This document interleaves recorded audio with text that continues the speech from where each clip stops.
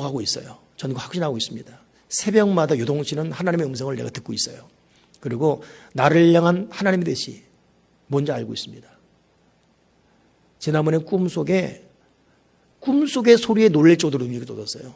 꿈에서는 그거 보지 이 속이 터져나온 나를 예배하라 이거예요. 나를 예배하라. 하나님은 정말 예배를 받고 싶어 그러나 은밀한 죄를 버려라 외침. 이게 포괄적 소리 들리는 거예요. 하나님. 그리고 새벽에 일어날 때마다 때로는 아침에 일어날 때마다 하나님의 그 고동치게 하는 감동 비전을 일어나죠. 그리고 지금은 내가 원튼 원치 않든 우리 교회에서 우리 교들과 함께 이끌어가야 될 우리 교회의 그림이 있습니다. 그리고 비단 이제 우리 교회는 여러분 우리 교회의 교인들만의 교회가 아니에요. 우리 교회는 어느덧 원튼 원치 않든 모두의 교회가 되고 있습니다. 예수 믿지 않는 교회 교자도 모르는 사람들이 교회도 돼버렸어요. 이게 지금 우리 교회의 현재 앞으로 계속 자라날 위상입니다. 때로는 저도 그냥 교회에서만 딱 있어서 끝내고 싶은 마음이 많아요. 때로는 지치고 힘들기 때문에. 그러나 이제 그러기에는 우리 교회 위상이라는 것이 우리 교회 존재감이라는 것이 그렇지 않습니다. 젊어서는 띠띠고 다녔지만 이제는 원치 않은 곳으로 십자가를 지고 베드로를 향해 주님이 너를 사람들이 끌어가리라 했던 그 사명을 우리는 감당해야 될 그런 교회가 되었습니다. 그러게 우리가 가족 예배 열심히 드리며 하나님을 영접해야 되고 사모님 저 하나 꺼주세요. 너무 더우니까.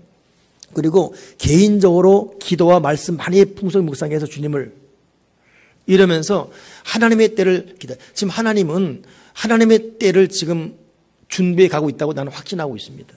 그러다 보니까 제가 오늘 교역자 마무리할 때 나는 지금 용의 발톱을 지금 갖고 있다. 이 발톱을 지금을 내놓지 않지만 이 발톱을 통해서 하나님 일을 더 이 세상 가운데 지역 가운데 해야 될 일을 나 갖고 있다. 그랬더니 김세별 용은 불을 뿜지 않냐고. 불을 뿜지 않냐고. 그 말도 맞는 거다. 불을 뿜어야 되겠구나.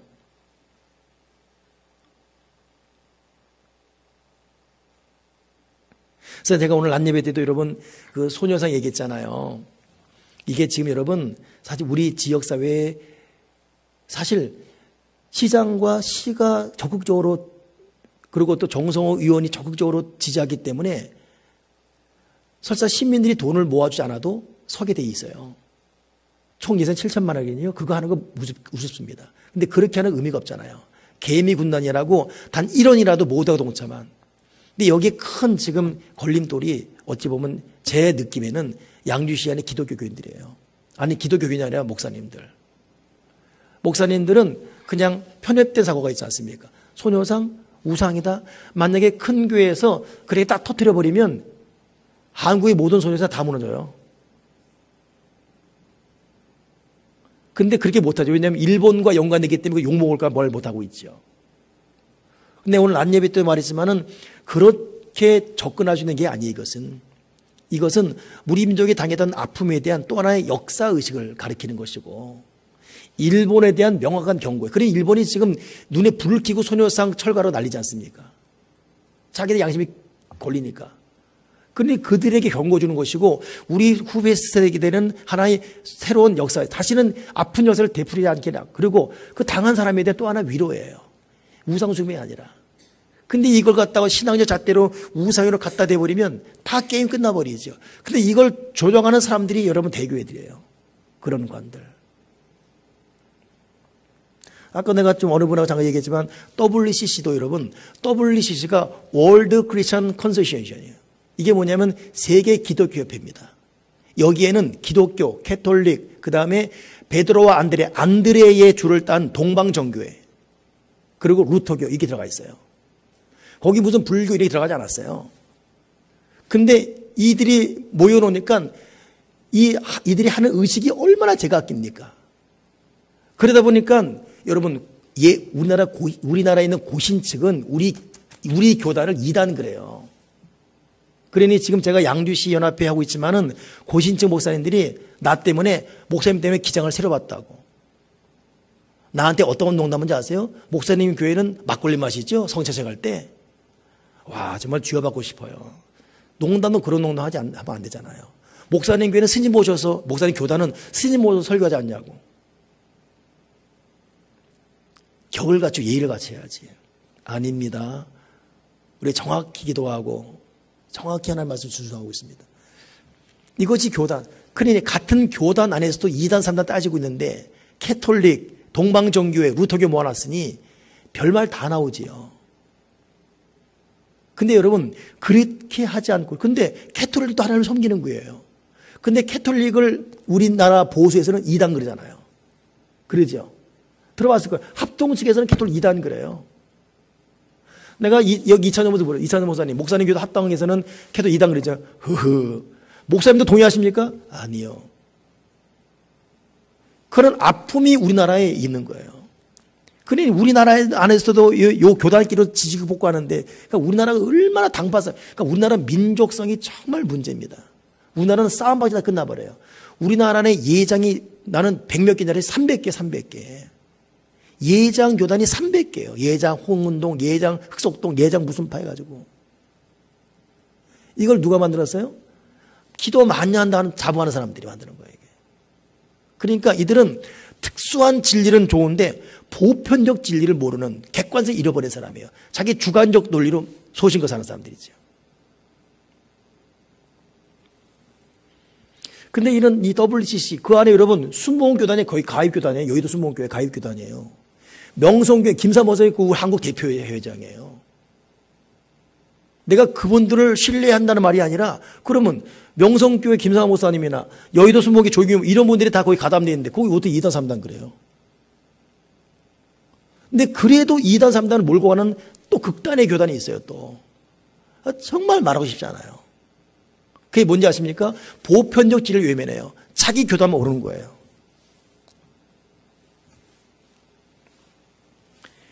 여러분, 우리가 포괄적 진리를 바라보며 객관성 있는 신앙, 우리의 본질은 변치 않아요. 그러나 누구와 또 접촉이 가능한 열린 마음 갖고 살아가지 않으면 절대.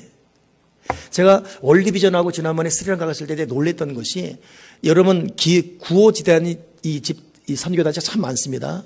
많은데 왜 우리 교회가 그 많은 것 중에 월드비전을 선택했냐면, 제가 스리랑카 갔을 때 스리랑카 구호품 들고 갔을 때 거기 받는 사람이 다 힌두교인이에요. 갔더니 힌두교인식으로 우리 영접하는 거예요. 막 이러고. 만약 우리들이 당신 힌두교입니까? 예수 믿으십시오. 예수 믿지 않으면 이 빵 안 줍니다. 딱. 그러면 그들이 모를까? 빵 주실 것 같아요? 그래? 자기들도 믿음의 소신이 있어요. 관도 가져가세요. 우리 굶어주도 안 먹어요. 여러분들이 아무 배고파도 불교 중에 와가지고 100만 원 줄 테니까 절 물 끓여라 그러면 오늘 죽더라도 그냥 죽어버리지 100만 원 받겠습니까? 대화도 안 돼요. 근데 월드비전 같이 갔던 사람들이 그냥 가만히 있는 거예요. 하는 대로 그냥 받아주고 있어요. 저도 있었어요. 그리고 묵묵히. 결국 그들의 마음이 열려요. 당신이 믿는 하나님 누구냐. 접근 방법이 다른 거예요. 그냥은 볼 때 우리나라에 있는 여러 기회 대책 본부 있죠. 기회 대책. 여기는 월드비전에 빠져나갔거든요. 왜 빠져나갔냐면 월드비전의 복음성이 분명치 않다. 이것 때문에 빠져나갔어요. 그리고 그들의 접근 방법은 어딜 가든지 예수 믿으면 도와준다의 조건이에요.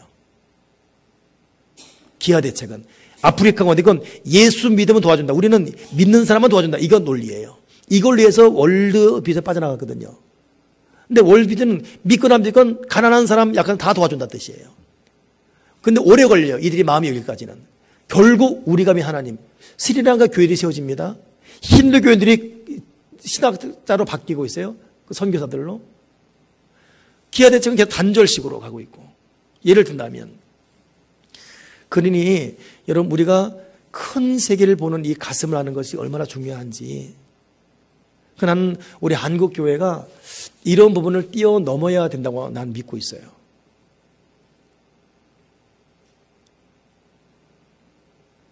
목사님 내 코가 석자고 지금 죽겠는데 그냥 내 마음 위로해 주시고, 이렇게만 자기 중심적, 자기 개인 구원으로만 끝날 수 없는 것이 우리가 사는 현실이지요.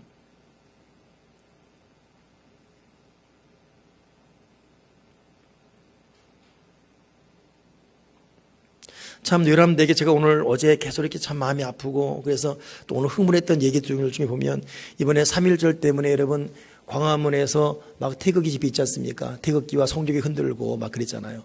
또 우리 미국 사람들은 의아해요. 아니 당신들은 왜 우리나라 성적이 흔드냐고.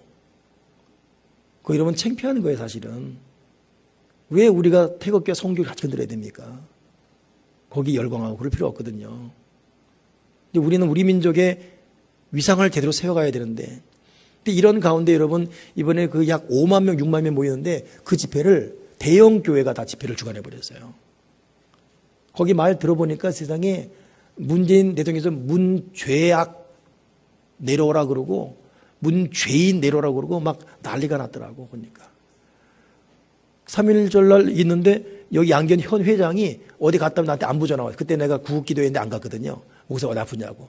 아 괜찮다고 했는데 자기 거기 갔다 온다고 지금. 나라가 위기이기 때문에. 착잡하지요. 근데 이걸 갖다 이끌어 간 사람은 한국의 대다수 보수 큰 교회들이에요. 내가 볼 때 지금 우리나라가 정말 큰 위기는 많은 수를 갖고 있는 대형 교회들이 올바른 진리의 방향을 말해주지 않고 왜곡된 것을 진리로 고집하면서 성도들을 사주할 때 이거 여러분 또 다른 죄가 될 수 있습니다. 아까 오다 보니까 누가 그런 말하더라고. 근데 조금 이따 저녁 예배 끝나고 우리 박경래 권사님 신방 가려고 그래. 그런데 그 인천 길병원 거기가 전두환 대통령 세컨드가 병원장이라면서요. 큰 병원이에요 거기가. 근데 그 병원 세울 때 주변에 병원 아무도 못 들어오게 했대요. 그 전두환 대통령 당시에는 그것이 가능한 그 권력 앞에 그때 한국 모든 교회가 입 다물었어요. 침묵했습니다. 그때 전두환 이런 모습에 대해서 한관교단이에요. 우리 기장교단이에요. 다 감옥 갔어요 그때.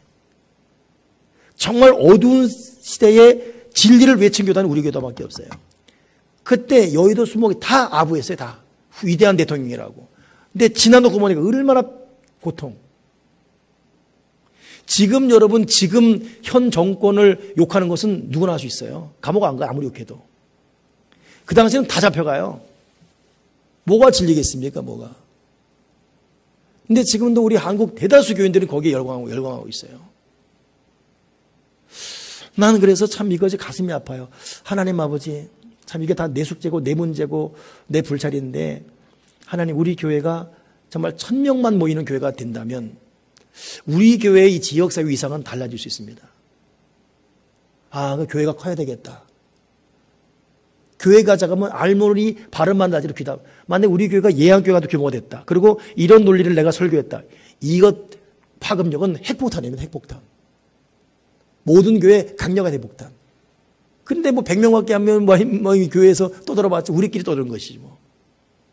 아, 이거 말씀운동에서 교회가 커져야 되겠다.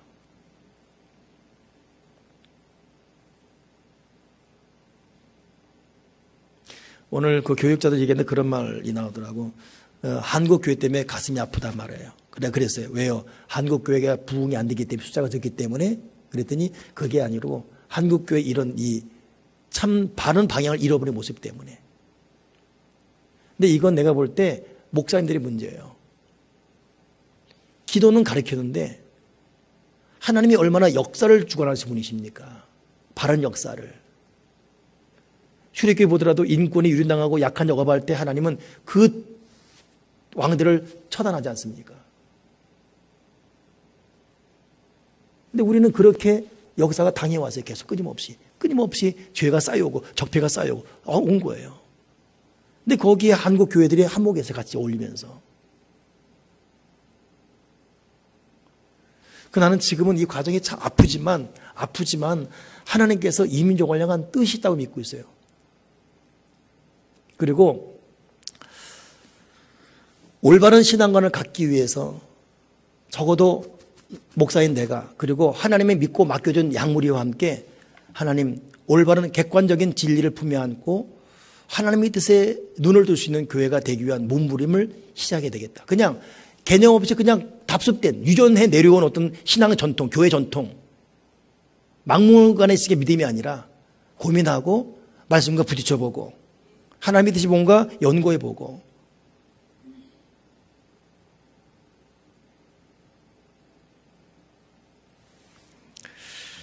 자, 그렇습니다. 그러다 보니까 요즘 1년에 어떤 이런 저희 교회의 이 커리큘럼이 그냥 주어졌다기보다는 노력이 필요하지만 이런 일을 통해서 교회의 새로운 어떤 우리 신앙관을 세우게 될 좀 있습니다. 여기는 여러분들도 다 지금 보면 다 각자 성향이 다를 거예요. 그러나 하나 분명한 것은 저희 이 애타는 좀 외침을 잘 좀 이해해 줄 수 있는 눈이 좀 열렸으면 좋겠고. 자, 요거 여러분 1장, 4장 우리 이미 했던 겁니다. 그리고 여기는 보니까 내가 쭉 보니까 여기 지금 3분의 1, 2분의 1은 했던 부분입니다. 근데 이게 85가니까 제가 쭉 읽고 한번 마칠게요. 자, 이 칼빈 기독교 강요는 칼빈이 왜 이 기독교 강요를 이 큰 거를 썼냐 하면 첫째는 박해받는 복음주의자들을 위한 하나의 탄원이었어요. 이 복음의 박해는 그때도 많았거든요. 또 이 대적자들의 수많은 비난의 논박, 그러니 하나님의 일을 하려면 똑똑해야 되고 논리가 있어야 됩니다. 사실은. 그러니까 무식한 어떤 그 논리 갖고 안 돼요. 그래서 내가 오늘 정대현 전사가 학교 갈 때도 대현 전사 말씀만 읽고 책만 읽어라. 그래서 말씀과 책이 하나 되어서 균형을 갖춰라. 칼빈이 이런 이 종교 교육의 위대한 일을 한 것도 이런 논리를 갖고 있었기 때문에 가능했죠. 진리에 반대하는 관습에 대한 호소예요. 관습, 전통.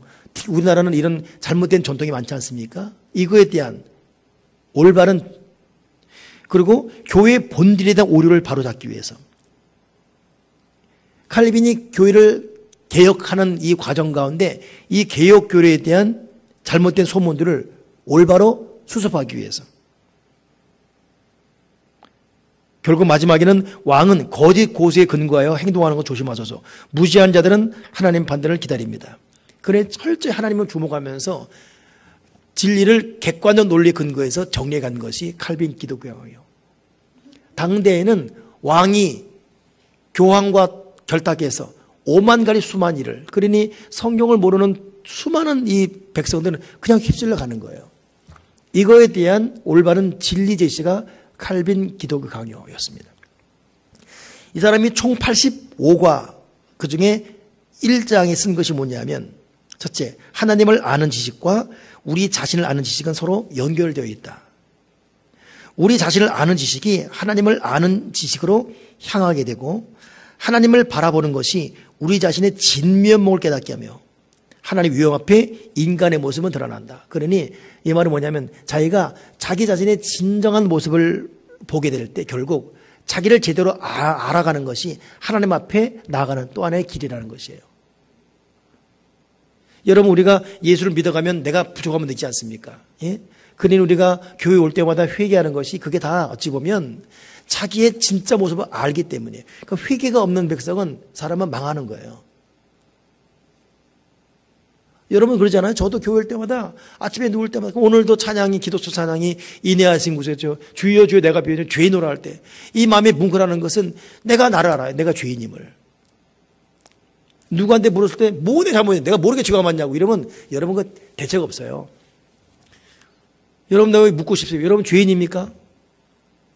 오소재는 죄인입니까? 아니, 뭐 부족하고 있다고. 이런 남편 됐지. 한미 여사님 저 정도면 됐잖아. 그지요? 최고지. 그지요? 근데도 오지사님 죄인입니까? 탁권사님 죄인이에요? 이분이 무슨 이번에 춤바람 내었어요. 뭐 소주를 많이 몰아요 이분이. 저분처럼 깨끗한 분이 어딨습니까? 근데 죄인이래요. 자기를 알아가면서 하나님을 발견하는 거예요. 그러니까 칼빈은 첫 장에서 너를 알아라. 너를 아는 만큼 하나님과 연결이 됐던 것입니다. 그러니 자기를 곰곰이 바라보는 것도 신앙의 첫째 모습이에요. 자기를 놓치면 하나님을 알 수가 없어요. 두 번째가 뭐냐면 그러면 하나님을 안다는 것은 무엇이며 또한 그를 아는 지식은 어떤 목적을 이루는가. 하나님을 아는 지식과 경건의 관계죠. 하나님을 아는 참된 지식은 신뢰와 경외로 이어진다.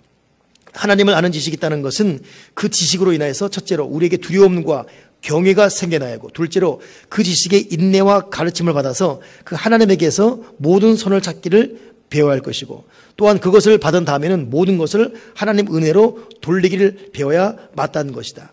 즉 하나님을 안다는 것, 지식, 하나님에 대한 경외, 두려움을 갖는 것이죠. 하나님 두려운 줄 알고 사는 것. 하나님 무서운 줄 알고 사는 것. 여러분, 우리가 하나님을 알아갈 때 맨 처음 부딪히는 것이 하나님이 두렵다. 이런 마음이라는 거예요.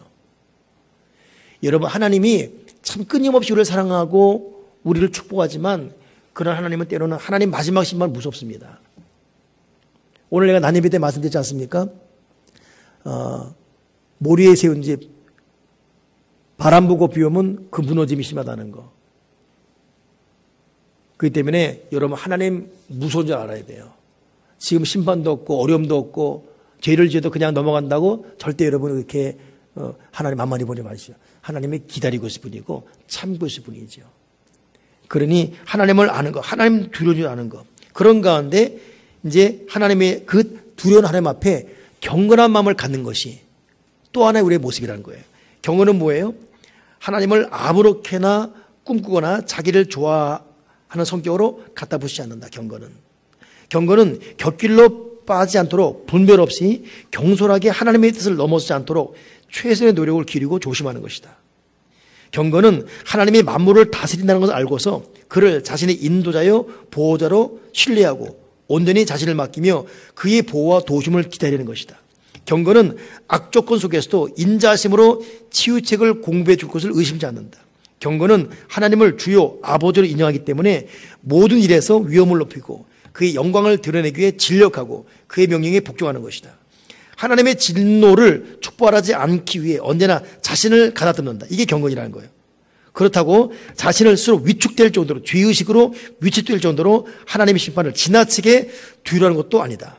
경건은 하나님을 악인을 벌하는 분으로 보는 동시에 경건한 자에게 긍휼을 베푸는 분으로 바라보는 것이다. 결국 경건한 신앙은 하나님에 대한 신뢰가 진지한 두려움과 완전히 하나가 되어 이 두려움으로 인해서 공경심이 나타나고 또한 율법이 제시하는 정당한 예배가 생겨나는 것이다. 그럼에도 모든 사람들이 다 하나님을 향하여 어렴풋하고 희미한 공경심을 갖고 있긴 하나 하나님을 진정으로 높이 공경하는 사람은 별로 없다는 현실이다. 저는 경건 공부하면서 이 칼빈이 내놓은 이 경건의 이 정의가 굉장히 참 은혜롭다 믿습니다. 여러분 읽으면서 이해했습니까? 이 경건. 하나님을 두려워하되 지나친 두려움이 아니라 사랑을 의식하면서. 자, 1장과 2장 볼 때 이 칼빈은 우리에게 내 자신을 알아야 된다. 그래야 하나님을 두려워야 되고 그 하나님을 두려워할 때 진정한 경건이 생긴다. 아시겠습니까? 나를 알아야 된다. 그래야 하나님 앞에 두려움을 갖게 되고 하나님을 두려워하게 될 때 진정한 경건이 생기는 것인데 그 경건은 신앙생활의 생명이라는 것이에요. 3장에 보니까 하나님을 아는 지식은 사람의 마음에 본성적으로 심겨져 있다는 것입니다. 이 말은 뭐냐면 누구도 난 하나님 모른다 외면할 수 없어요.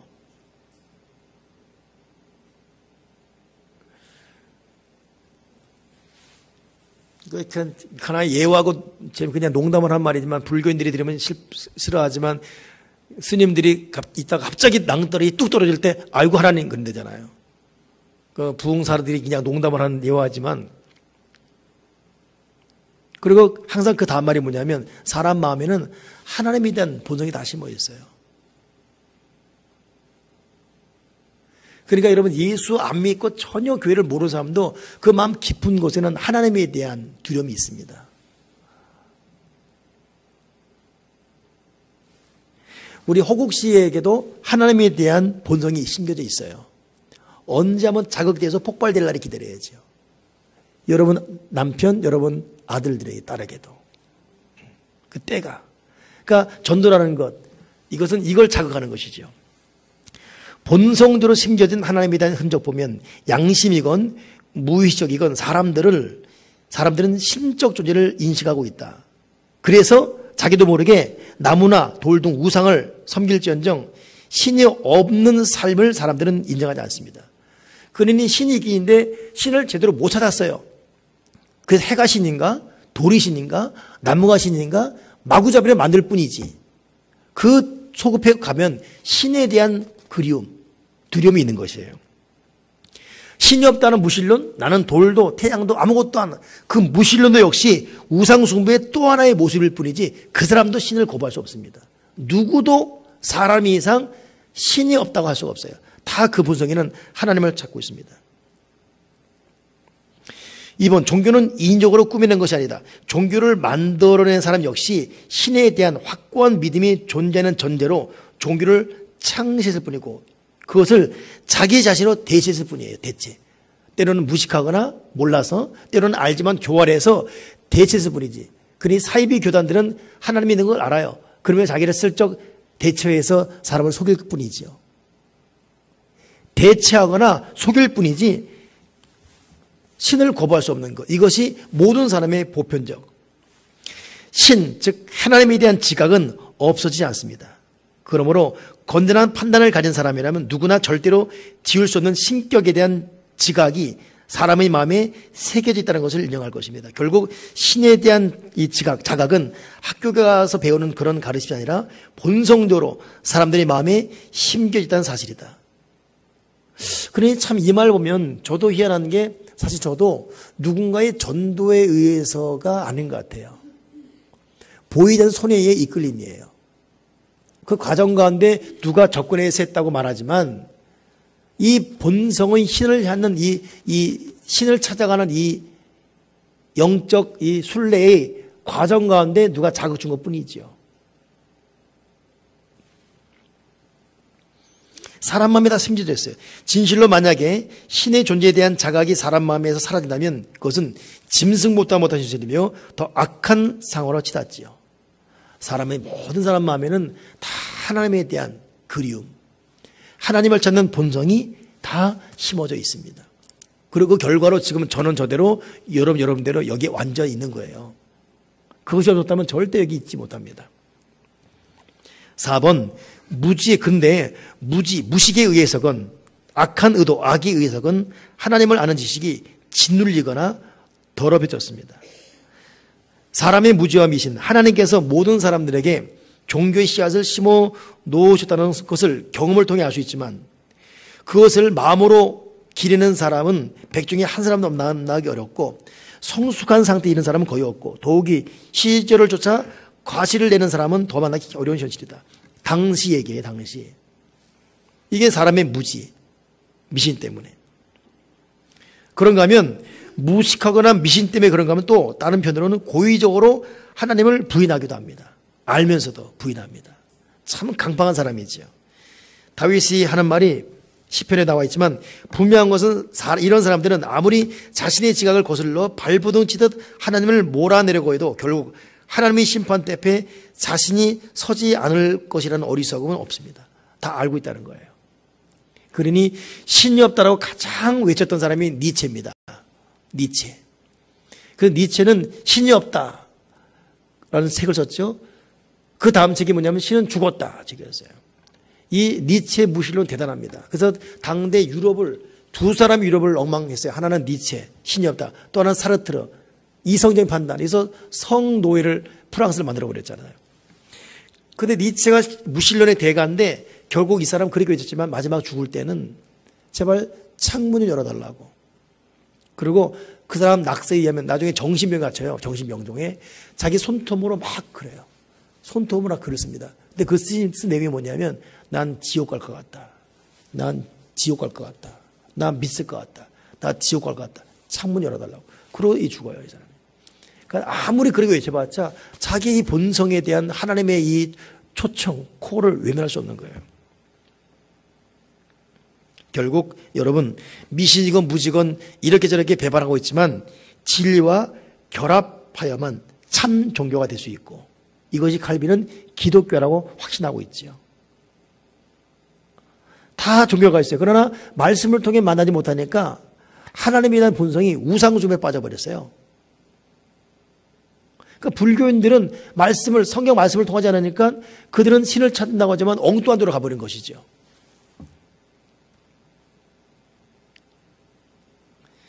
악인의 외식이, 가식이 신에 대한 지각을 억누른다. 그래서 철학자 스타티우스는 두려움이 세상의 신을 만들었다. 신이 있긴 있어요. 근데 이걸 인정하지 못하겠고. 그러다 보니까 이런 우상 저런 우상, 이런 부적 저런 부적을 만들고 있고. 오늘 우리는 우리가 부족함에도 불구하고 올바른 신인 예수 그리스도, 인간의 몸을 입고 이 땅에 오신 예수 그리스도, 이분을 만나서 길과 진리와 생명 되신 주를 믿는 믿음의 있음을 감사합니다. 그리고 우리 마지막 가는 길에 천국임을 감사하고, 비록 우리 주변에 많은 사람이 아직 이 길을 모르고 있지만 우리 끊임없이 기도하고 그들이 마음에 심어있는 하나님에 대한 본성을 자극시켜 예수 믿게 하고 더불어 구원받는 길을 우리는 같이 걸어가야 될 것입니다. 오늘 여기 마치면서 1장, 2장, 3장, 4장 결국 칼빈이 이 4장까지의 메시지 무엇이냐? 사람 모든 마음속에 하나님이 심겨져 있다는 것. 두 번째, 이 하나님을 바로 알려면 나 자신을 바로 알고 내가 얼마나 죄인지 알아야 되고, 더 나아가서 그러할 때 하나님을 두려워하게 되고, 그 하나님을 두려워할 때 올바른 경건을 마음에 갖게 됩니다. 그리고 우리의 신앙생활은 바른 길을 걷게 된다는 것. 자, 우리 지난번 했던 것 쭉 나갔고, 우리 다음 주는 좀 더 제가 좀 요약을 해가지고 그 다음을 쭉 나가도록 하겠습니다. 옆 사람에게 말합시다. 오늘도 수고했습니다. 아침부터 참